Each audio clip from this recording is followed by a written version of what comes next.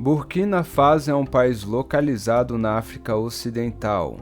Faz divisa com 6 países, e são eles Togo, Costa do Marfim, Niger, Mali, Gana e Benin.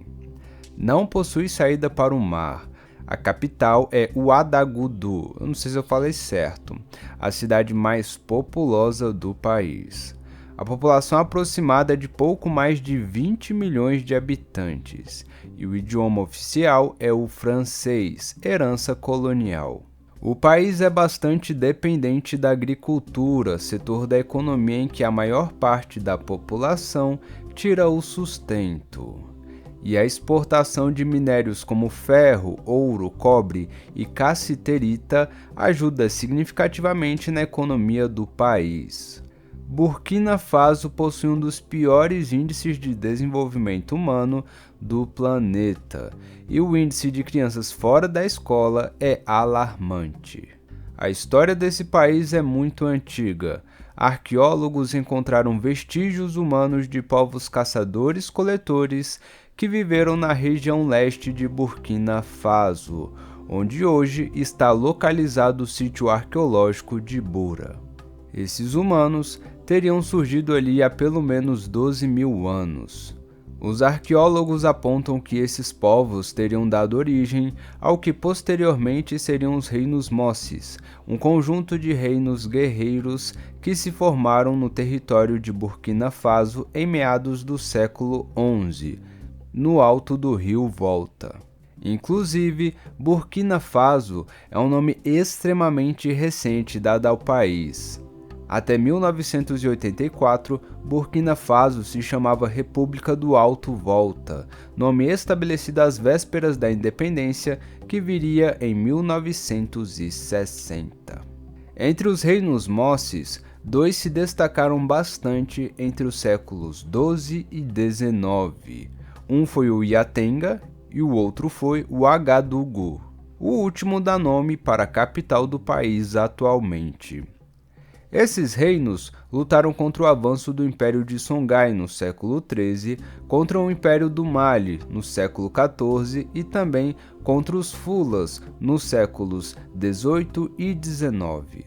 No final do século XIX, a partir de 1895, expedições militares francesas iniciaram um processo de dominação do território burkinabê, derrotando o reino Mossi de Ouagadougou e transformando esse território em protetorado francês a partir de 1896, que fica conhecido como Alto Volta. Em 1919, o Alto Volta é designado como território colonial francês. Parte do Alto Volta foi dividido em 1932 entre Niger, Costa do Marfim e Sudão. Aí a colônia do Alto Volta ficou limitada à curva do rio Niger, uma região com grande escassez de recursos naturais, mas com uma população que desenvolveu uma agricultura de subsistência. E a maior parte desses povos agricultores eram descendentes de reinos Mossis.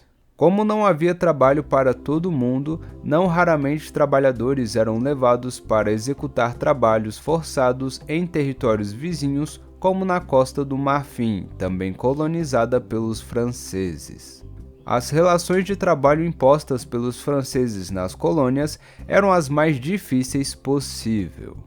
Era muito comum movimentos revoltosos de trabalhadores do Alto Volta. E também ocorriam muitas fugas para os territórios vizinhos, como foi o caso entre os anos de 1916 e 1917, quando muitas pessoas fugiram para a Costa do Marfim. Durante a Primeira Guerra Mundial, entre 1914 e 18, os franceses recrutaram os Mossis para compor o seu exército e também foram levados para desenvolver trabalhos forçados em territórios franceses na África, sobretudo na Costa do Marfim. Nos anos de 1920, uma nova forma de resistência surgiu entre os Mossis, que é a defesa das religiões tradicionais dos povos originários e, consequentemente, um combate ao islamismo e cristianismo que representavam para esses povos a imposição da cultura francesa.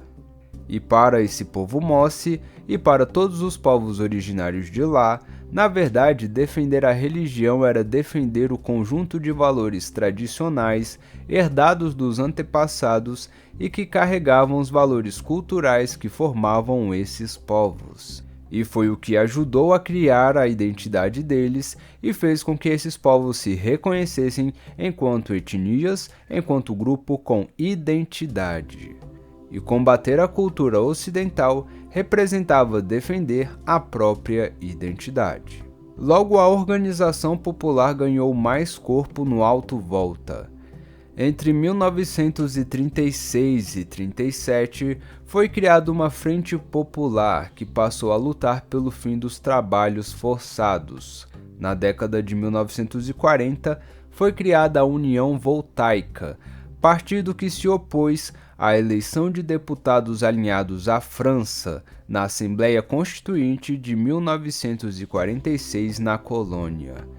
Em 48, essa mesma União Voltaica ganhou força com a liderança de Christophe Calenzaga, Maurice Yaméogor, Henri Guiussou, Nazi Boni, dentre outros, para fazer frente à ideia de comunidade francesa que se tentava formar para apaziguar os ânimos no Alto Volta.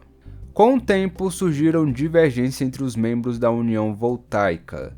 Dessas dissidências, surgiram outros partidos como o Partido Democrático Voltaico, PDU, e o Parti Démocratique Masse Africaine, PSEMA, entre outros. Após a dissolução de um partido ali e a junção de outro partido acolá, Maurice Yaméogor acabou por liderar o governo de transição à frente da União Democrática Voltaica, IRDA, e decretou a ilegalidade de alguns partidos que haviam surgido ao longo dos anos anteriores, iniciando uma transição de governo com muitas práticas autoritárias, reprimindo movimentos sindicais e a imprensa. Em 5 de agosto de 1960, ainda sob a liderança de Maurice Yaméogor, sem a necessidade de uma luta armada contra os colonizadores, o país conquistou a independência. Yaméogor foi escolhido presidente. Logo, ele adotou medidas autoritárias. Autorizou apenas a existência de um único partido, o RDA, responsável por elaborar as leis do país.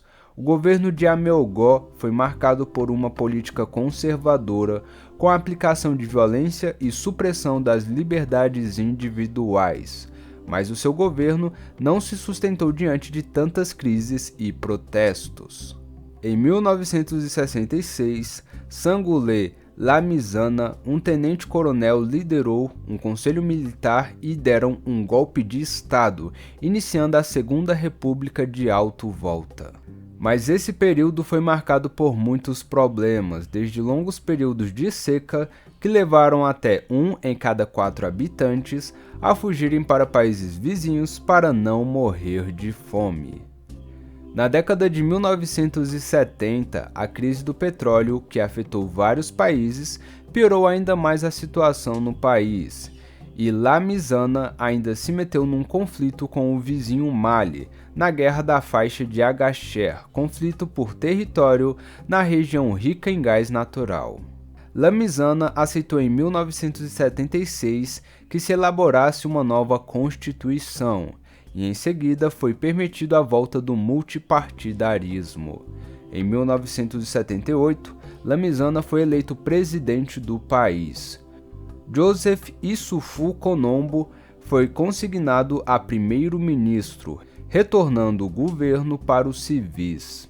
Mas como tudo tem que ser complicado na vida, em 1980, sob a liderança do coronel Saïd Zerbo, foi dado um novo golpe de Estado. Mas seu governo enfrentou um período em que as grandes secas reduziram pela metade as áreas agricultáveis no país, levando a um grande colapso. Seu governo ditatorial foi reduzido para apenas 2 anos. Em 1982, em seu lugar assumiu outro militar, o comandante Jean-Baptiste Ouédraogo, formando o Conselho Popular de Salvação ao lado do ex-secretário de Informação de Zerbo, Thomas Sankara, o personagem mais importante da história do país. As divergências entre Ouédraogo e Sankara logo apareceram. Em seguida, Thomas Sankara foi preso. Sua detenção gerou uma forte comoção popular. E um movimento liderado pelo comandante Blaise Compaoré entrou na luta pela deposição de Ouédraogo e pela libertação de Sankara. O conflito armado durou até 1983, com a deposição de Ouédraogo e a libertação de Thomas Sankara. Então, foi estabelecido o Conselho Nacional da Revolução, CNR, sob a liderança de Sankara, mas o restante dessa história ficará para o próximo vídeo. Bem, pessoal, é isso. Nós continuamos então pela historização da África, nosso próximo vídeo com a parte 2 sobre a história de Burkina Faso. Eu espero a sua inscrição para vocês poderem dar uma força, a gente poder atingir logo 400 inscritos, continuar crescendo, o seu like para valorizar o nosso trabalho e também o seu compartilhamento para que a nossa missão aqui chegue a mais pessoas, tá bom? Muito obrigado por tudo. Esse vídeo foi roteirizado e assim, a duras penas pelo nosso querido professor de história Tiago Almeida, que passou dias e dias criando esse roteiro. Não se esqueça de dar uma olhada nas referências bibliográficas e dar uma visitinha lá. E também foi narrado, editado e ilustrado por mim, o seu querido Zek. É isso aí, muito obrigado por tudo. Se você gostou desse vídeo, curte, compartilha, comenta e se inscreve. Mas se gostou mesmo, então deixa seu like triplo e compartilha. As redes sociais vão estar na descrição. É isso aí, muito obrigado por tudo. Valeu, falou e fui!